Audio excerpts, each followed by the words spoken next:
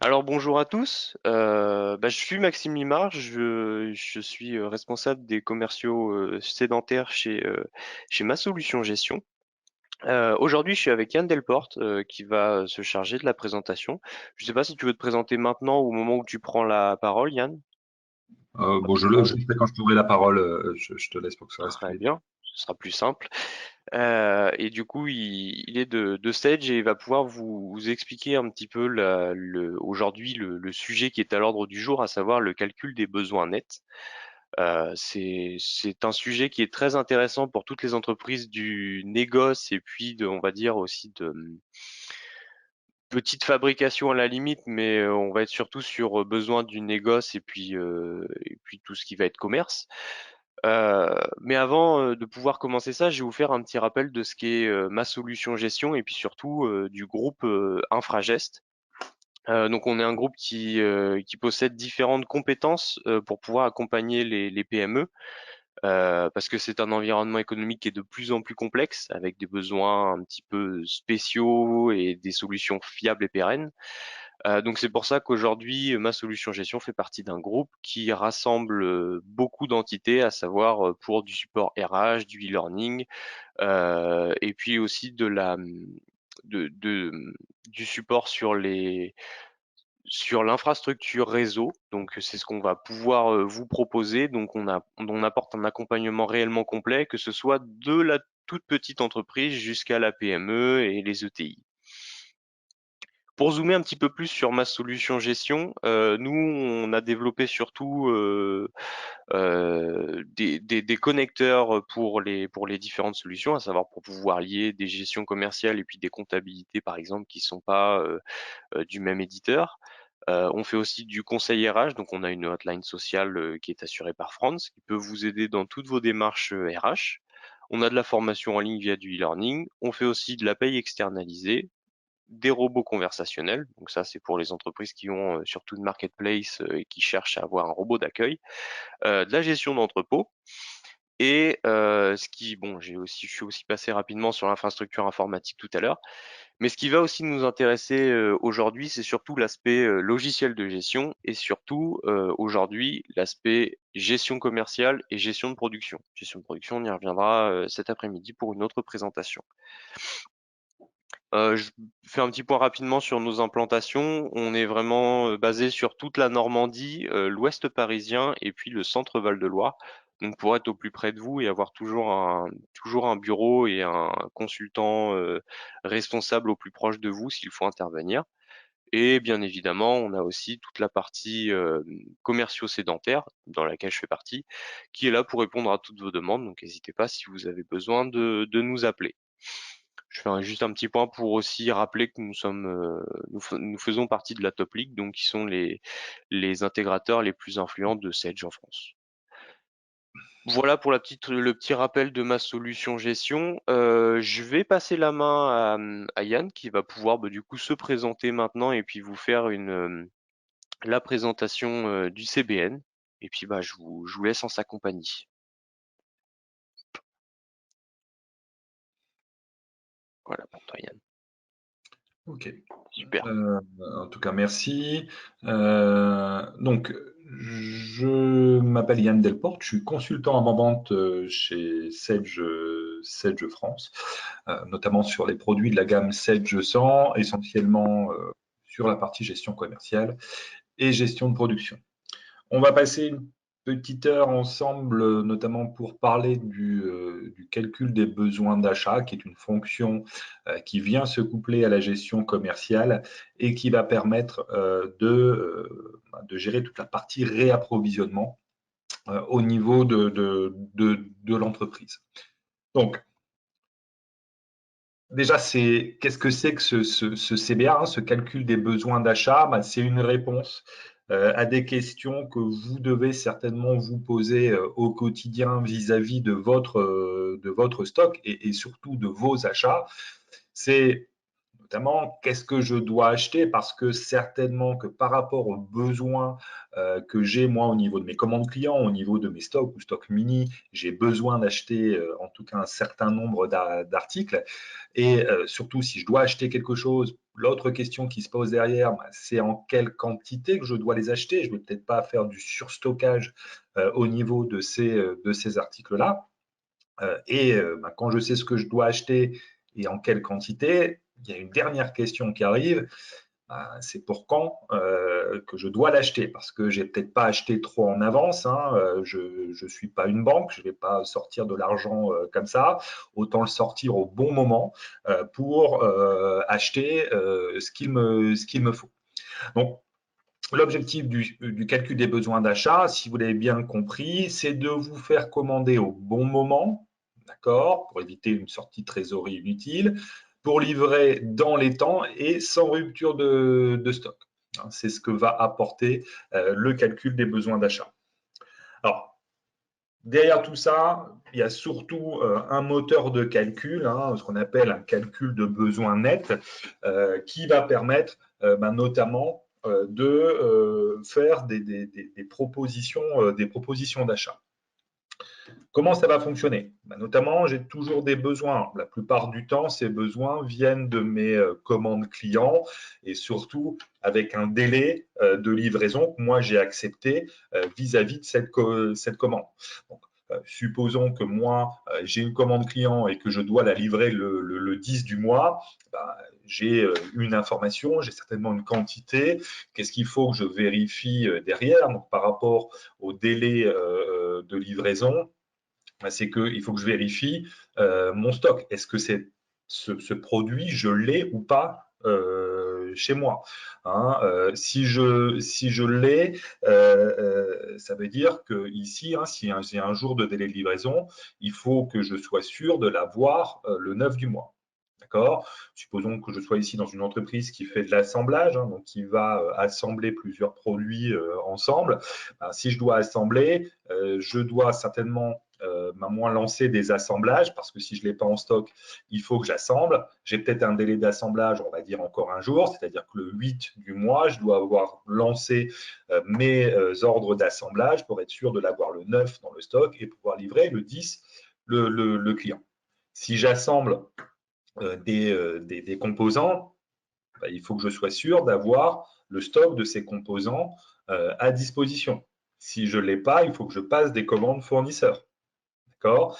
Pareil, par rapport à un délai de livraison de fournisseur, on va reprendre un jour, c'est-à-dire qu'au plus tard, je dois passer ici avec des propositions d'achat, je dois passer une commande fournisseur le 7 du mois pour être sûr de pouvoir assembler ici le 8 pour en avoir en stock le 9 et livrer dans les temps le 10 mon client.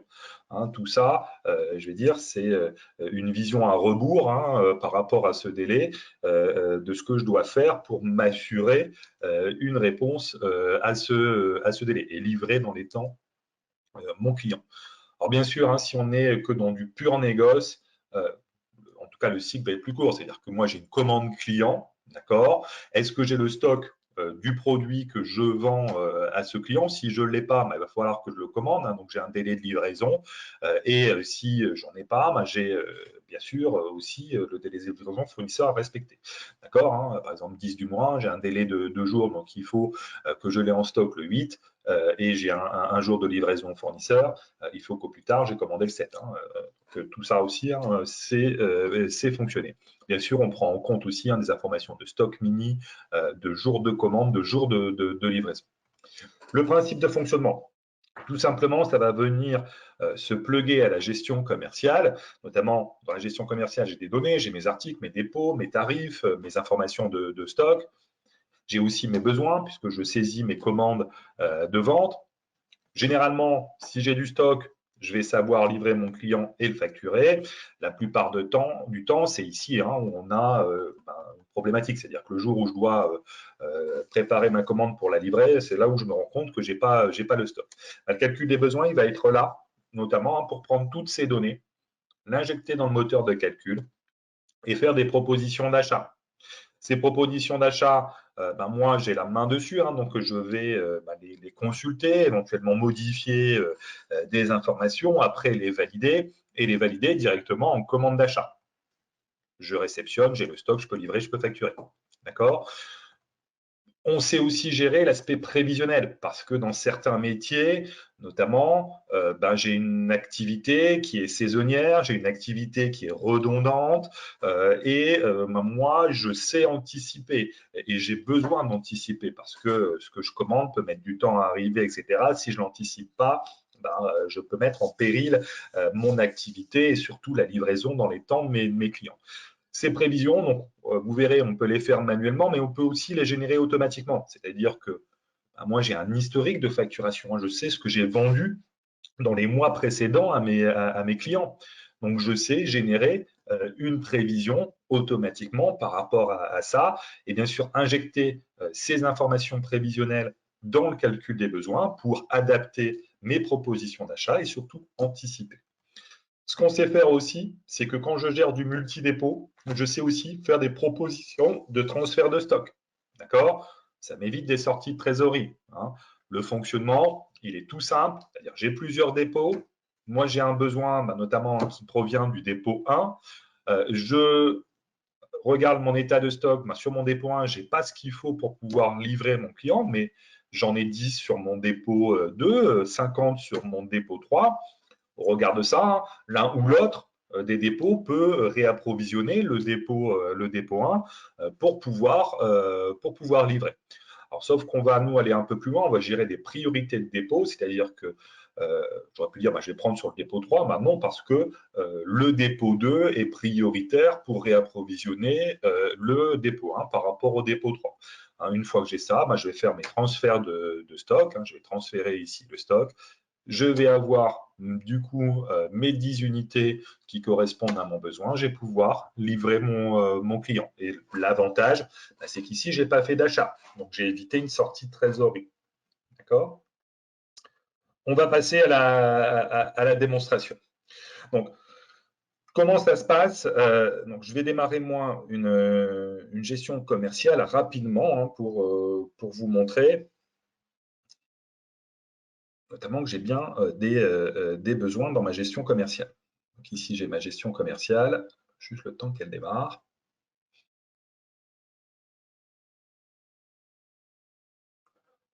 Si elle veut bien, voilà, ça y est. C'est le matin, elle est un peu lente.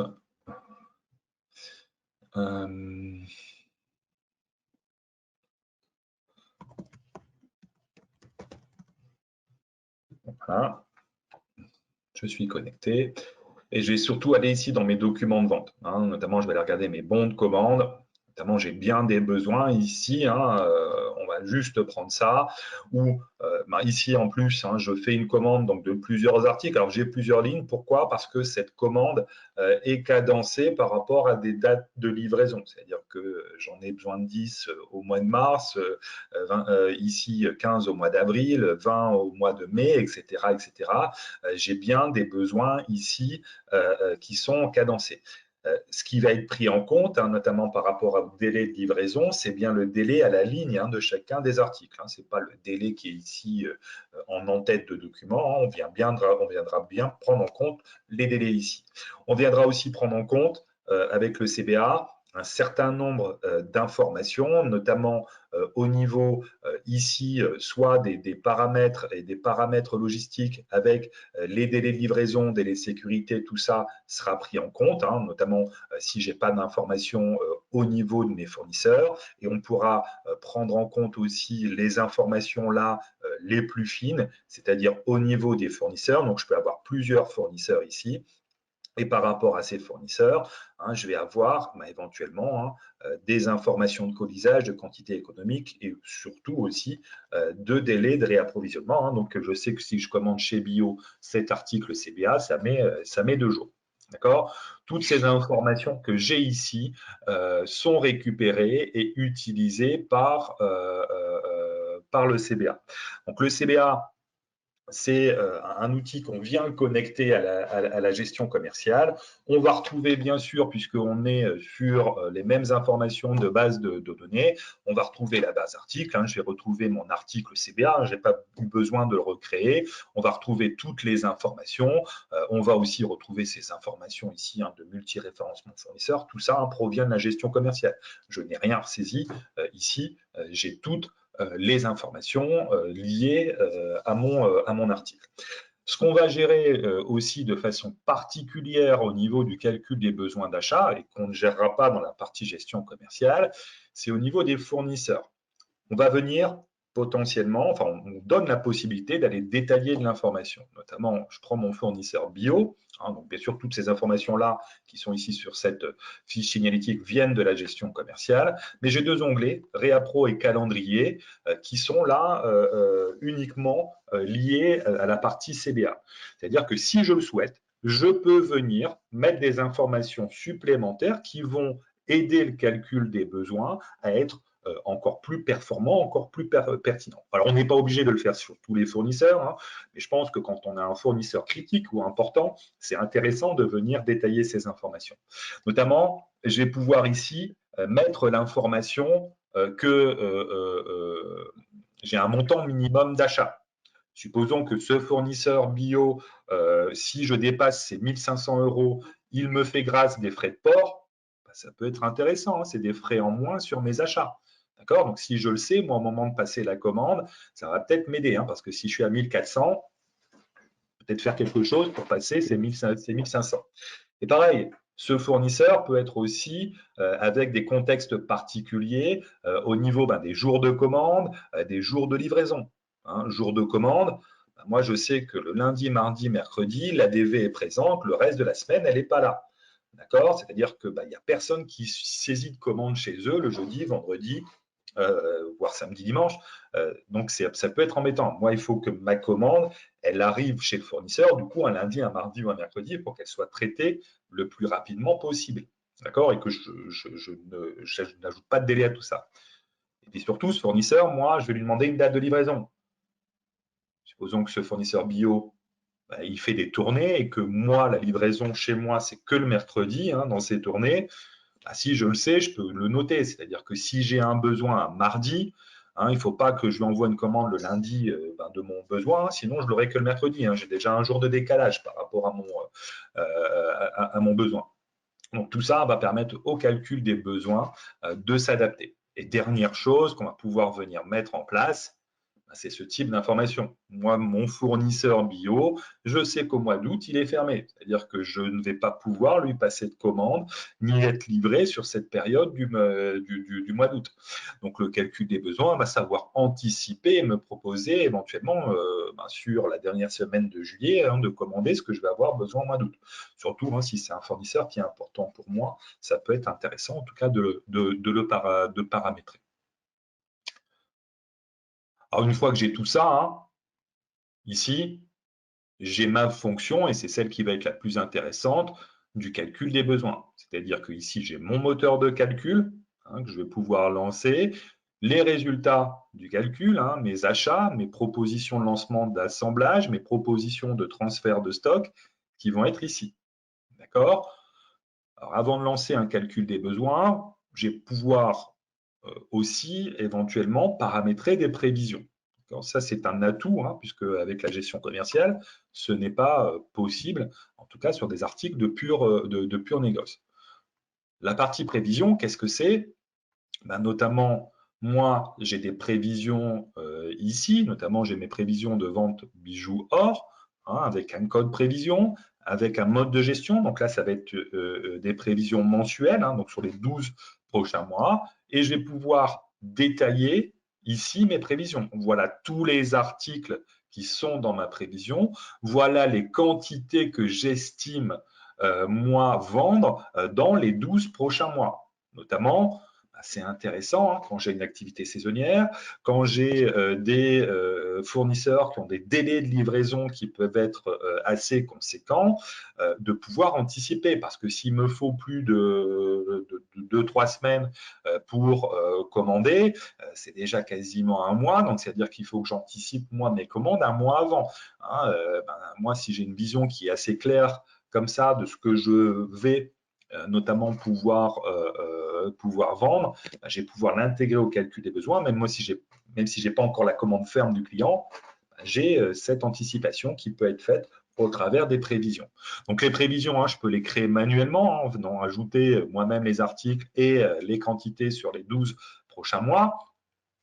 Alors ça, c'est intéressant quand on n'a pas beaucoup d'articles à gérer dans une prévision, mais quand on voit le nombre d'articles qu'il y a ici, ça commence à être un peu plus embêtant. Je vais pouvoir aussi les générer par import-export de fichiers Excel. D'accord? Donc là, ça devient intéressant parce que supposons que mon client en face me donne un cadencier de livraison que j'ai validé avec lui, disant, voilà, sur les 12 prochains mois, ce que tu vas devoir me livrer. Moi, je vais pouvoir, s'il me l'envoie sous Excel, moi, je vais pouvoir le réintégrer ici au niveau de mes prévisions. Et je vous l'ai dit aussi, dernière façon de générer des prévisions, c'est des générations automatiques.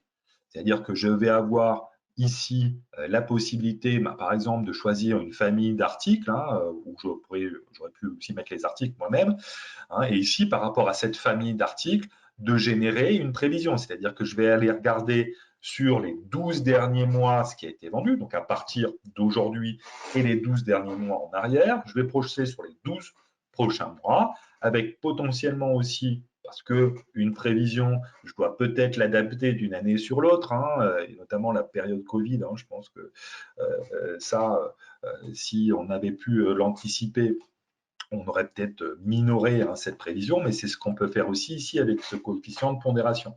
C'est-à-dire que je vais majorer ou minorer une prévision pour, en tout cas, m'assurer d'être dans la logique de ce qui va se passer l'année suivante. Et après, moi, je vais pouvoir générer une nouvelle prévision ou mettre à jour une prévision existante. C'est intéressant. Moi, j'ai ici mes prévisions de vente bijoux. On a passé quelques mois. Il manque du coup des cases qui ne sont pas remplies. Je vais pouvoir les remplir de façon automatique. Je vais aussi pouvoir gérer des tendances au niveau du calcul, des tendances linéaires, des constantes, des cycles, de la saisonnalité, ou voire uniquement une duplication. D'accord? Une fois que j'ai fait ça, je vais avoir une prévision qui ressemble à ça, que je vais pouvoir utiliser au niveau de mon calcul des besoins. Donc, mon calcul des besoins, ici, me permet d'ajouter les prévisions. Alors, je ne suis pas obligé d'ajouter toutes les prévisions, je peux les choisir. Comme je peux dire, ici, je fais un calcul des besoins uniquement sur mes besoins fermes, sans prendre en compte la partie prévision. Donc, quand je parle de besoins fermes, c'est mes commandes fermes qui sont au niveau de ma gestion commerciale, donc mes besoins liés à mes commandes clients, mes informations de stock, donc aussi bien les stocks actuels, les stocks à jour, les informations de stock mini, d'accord? Et éventuellement, si je fais de l'assemblage, mes ordres d'assemblage qui sont fermes dans le système.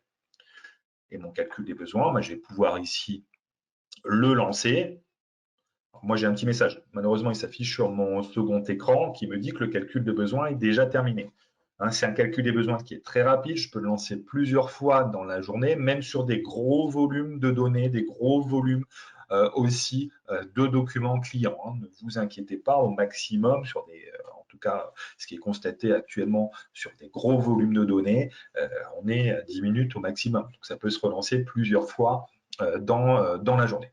Qu'est-ce qu'il m'a fait? Il m'a fait des propositions d'achat. Il m'a fait aussi des propositions de transfert de stock. Alors, transfert de stock, c'est intéressant parce que peut-être avant d'aller faire mes achats, moi, si j'ai un stock qui est juste à 100 mètres, en tout cas un dépôt qui est juste à 100 mètres de l'autre, c'est peut-être intéressant d'aller se dire, cette référence CBA, au lieu de la commander chez un fournisseur et sortir de l'argent, j'ai peut-être le transférer de mon dépôt annexe vers mon dépôt bijoux pour honorer le besoin. D'accord? Donc ça, c'est des choses aussi qui peuvent être très, très intéressantes, notamment dans des activités de négoce, quand j'ai des dépôts qui sont assez proches, de pouvoir faire des transferts au lieu de faire des achats. Ce qui va nous intéresser le plus ici, c'est les achats. C'est-à-dire qu'ici, je vais avoir la liste de tout ce que je dois commander. Vous voyez, vous avez des codes couleurs qui vous sautent tout de suite aux yeux, avec du rouge, avec du vert, notamment. Je pense que vous l'avez compris, hein, rouge, c'est urgent, je dois regarder ce qui se passe. Vert, je ne vais pas dire qu'il n'y a pas d'urgence, mais j'ai un peu plus le temps. Alors pourquoi c'est urgent ici, hein, mais rouge ici, hein, c'est des stocks mini qui ne sont plus honorés, donc il faut que je que je puisse les réapprovisionner. Ce qui est intéressant aussi de voir, c'est que ici, bon, j'ai toutes mes informations, j'ai aussi la date de commande au plus tard, notamment par rapport à mes fournisseurs. Donc ici, hein, quand il me dit que je dois passer une commande le 28 mars, c'est que je dois au plus tard envoyer la commande le 28 mars à mon fournisseur, d'accord, pour être sûr d'être livré à la date qu'il a fait, qui est le 30 mars, ici. OK? Donc, si je ne le fais pas le 28 mars, je ne pourrai pas du coup recevoir le 30 mars parce que c'est là, moi, que j'en ai besoin pour pouvoir éventuellement livrer un client. Ce qui est intéressant aussi dans cette liste, parce que ici, j'ai tout ce que je dois acheter. J'ai même peut-être des choses que je dois acheter ici au mois de juin. Moi, si j'ai un jour de délai de livraison fournisseur, je ne vais pas aller m'embêter à commander ce que j'ai au mois de juin. Déjà, je vais pouvoir aussi m'adapter cette vue. C'est-à-dire que si moi, je veux voir par fournisseur, hein, donc ici, je vais voir mes fournisseurs bio, etc. Et je veux dire, moi, je vais regarder uniquement ce que je dois commander cette semaine, je vais réduire ma liste. D'accord? Alors ici, hein, bien sûr, on est sur les urgences. Hein, c'est tous les stocks mini qui ne sont pas honorés. Je suis désolé, c'est une base de démo et mes stocks mini ne sont pas aujourd'hui honorés dans ma base. Mais ici, hein, j'ai bien, en tout cas, tout ce que je dois commander. Ce qui va être aussi intéressant, c'est que si je prends ici cette ligne CDA, il me dit, il faut que tu en commandes ici 10. D'accord? Ok, mais moi, je veux comprendre. Pourquoi tu me dis que je dois en commander 10? J'ai juste à double-cliquer sur la ligne. Parce que tu as la commande numéro ici 33 pour une date de livraison ici au 30 mars, notamment, tu as besoin de couvrir aujourd'hui. Alors, on pourrait croire ici que je couvre, hein, puisque j'ai un besoin de 10, j'ai une couverture de 10, sauf que aujourd'hui, hein, j'ai un stock mini de 10, hein, donc il faut que je puisse du coup rester sur ma zone de flottaison. Hein. Donc, si j'ai un besoin de 10 et que je couvre uniquement avec 10, bien sûr, il va falloir que je commande 10, puisque du coup, ça me laissera du coup ma zone de flottaison de mon stock mini. J'ai mes informations ici aussi de multi-référencement fournisseur. Il me dit, tu peux commander chez Bio, qui est ton fournisseur principal, mais tu as aussi deux fournisseurs alternatifs, Dupont et Germain, hein, avec les informations de tarifs, de délai de réappro, etc. Hein, donc, je pourrais éventuellement switcher vers un autre fournisseur. Donc ici, ça me donne l'information, le pourquoi je dois commander. Je peux même aller jusqu'à analyser le comportement du calcul des besoins dans le temps. C'est-à-dire que ici, je suis sur ma ligne CBA, je viens cliquer sur Ajouter à l'analyse et je vais avoir ici une vision notamment de mes stocks. C'est-à-dire qu'ici, j'ai bien pour l'instant un stock initial de 10. Hein, ici, c'est la couverture que j'ai pour ma commande. Hein, donc, c'est bien pour ça que je dois recommander 10 pour rester sur ma flottaison de mon stock mini. J'ai toutes les informations. Donc, en vert, les entrées, en rouge, les sorties. J'ai même aussi les commandes fermes. Ici, j'ai une commande fournisseur qui est déjà placée au mois de mai par Bio, je l'ai aussi. Hein, donc, j'ai bien toutes les informations ici du calcul et du coup la compréhension du calcul des besoins. Donc ici, on est bien dans la logique d'un calcul de besoin. L'objectif, c'est de me faire commander à temps hein, pour une sortie et surtout hein, de m'éviter la rupture de stock. Hein. Ici, il me fait mes commandes au bon moment pour que je ne sois pas à court de stock de cet article. Donc, comprenez bien que dans cette liste, hein, moi, je vais faire ma liste de courses. Je vais aller notamment valider les différentes propositions par rapport à à mes besoins, hein, et au filtre que j'aurais pu mettre, hein, pour me réduire les informations à ce que je dois uniquement traiter. Et après, je vais retrouver tout ça dans ce qu'on appelle des documents en attente. C'est-à-dire que je vais retrouver ici, donc, par dépôt, hein, ce que je dois commander. Donc ici chez Bio, donc pour l'annexe, pour le dépôt bijoux, etc. J'ai bien toutes les informations. Je vois aussi ici, hein, c'est ce que je vous ai dit tout à l'heure, j'ai un montant minimum de commandes chez Bio. Ici, je suis en rouge, je n'en ai pas, je suis à 322. Alors, je ne peux peut-être pas faire grand-chose, hein, parce que j'ai peut-être plus rien à commander, ou je pourrais, ici, dans ma partie achat, ouvrir plus loin. Hein. Je ne veux pas regarder ce que je dois commander cette semaine, mais dans les 2 prochaines semaines, pour dire, tiens, oui, j'ai encore des choses à commander chez Bio, etc., et de les anticiper pour gonfler ici le coût total et être sûr de dépasser le montant, et notamment avoir les frais de port qui soient offerts. Donc l'avantage ici, j'ai encore la main. Hein. Si je veux modifier des choses, je peux toujours venir modifier des quantités, je peux toujours venir modifier des prix. Mais autre avantage, hein, c'est qu'ici, j'ai un certain nombre de lignes. Je sais ce que je dois commander. Je ne vais pas éditer ça, le prendre et puis venir saisir la commande dans ma gestion commerciale. On ne va pas vous demander ça. Je pense que vous l'avez vu ici, j'ai un bouton commander qui me permet de générer directement dans ma gestion commerciale le bon de commande. Ça me fait gagner aussi du coup du temps en termes de saisie, puisque je n'ai pas à le ressaisir. Ça me fait gagner aussi de la sécurité de l'information, parce que qui dit pas de ressaisie, donc pas d'erreur de saisie, hein, sur l'ensemble des informations de la commande. Et cette commande, je vais la retrouver telle que je la vois ici, dans ma gestion commerciale. D'accord. Donc, j'aurais plus qu'à l'imprimer ou l'envoyer par mail à mon fournisseur, hein, pour qu'il me valide, cette commande. Autre point intéressant aussi, hein, puisque ici, j'ai les informations de ce que je dois acheter, éventuellement de ce que je dois aller transférer si je peux faire des transferts.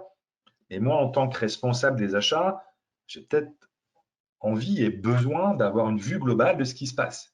Vous avez ici, hein, un outil qui s'appelle le superviseur d'achat, qui va vous permettre, notamment en tant que responsable des achats, d'aller voir l'ensemble des informations.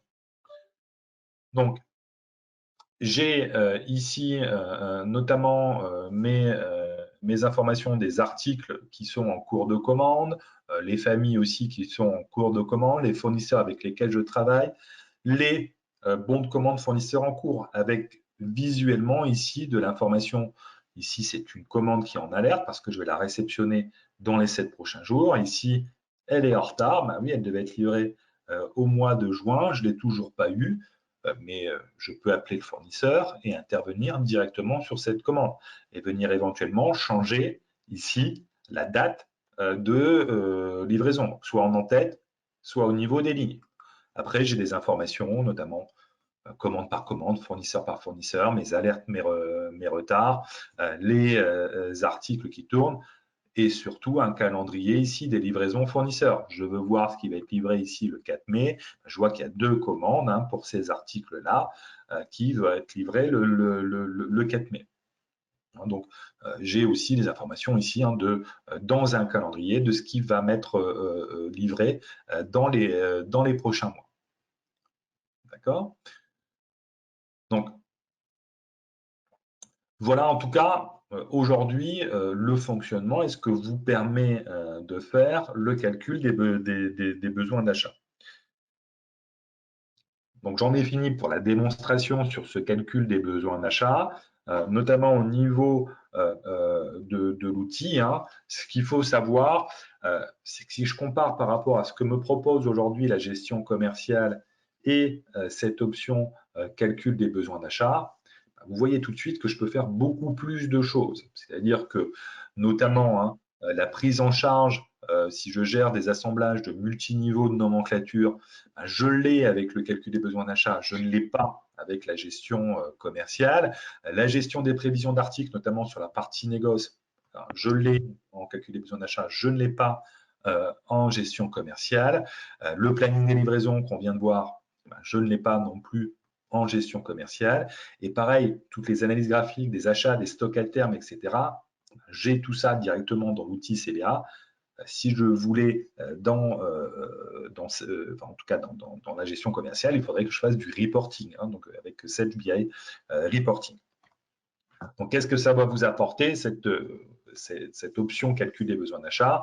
C'est un gain financier, hein, parce que je tends à diminuer le coût de mes stocks et j'optimise ma trésorerie puisque j'achète au bon moment et j'évite de sortir de l'argent quand je n'ai pas besoin de sortir cet argent, d'acheter aussi au meilleur prix. C'est un gain de temps. Vous avez vu, hein, l'outil vous propose et vous pilote toute la partie proposition d'achat. D'accord? La satisfaction aussi client va être, enfin en tout cas, va avoir du bénéfice puisque si je sais anticiper les choses, que je commande au bon moment et que je sais du coup livrer dans les temps mes clients, hein, je vais pouvoir avoir une satisfaction client qui va être plus grande. J'ai aussi un meilleur pilotage avec le superviseur d'achat, toutes les analyses graphiques que je peux avoir au niveau de l'outil et j'ai des meilleures anticipations parce que je sais gérer des prévisions de vente. Donc, je ne sais pas si vous avez des questions.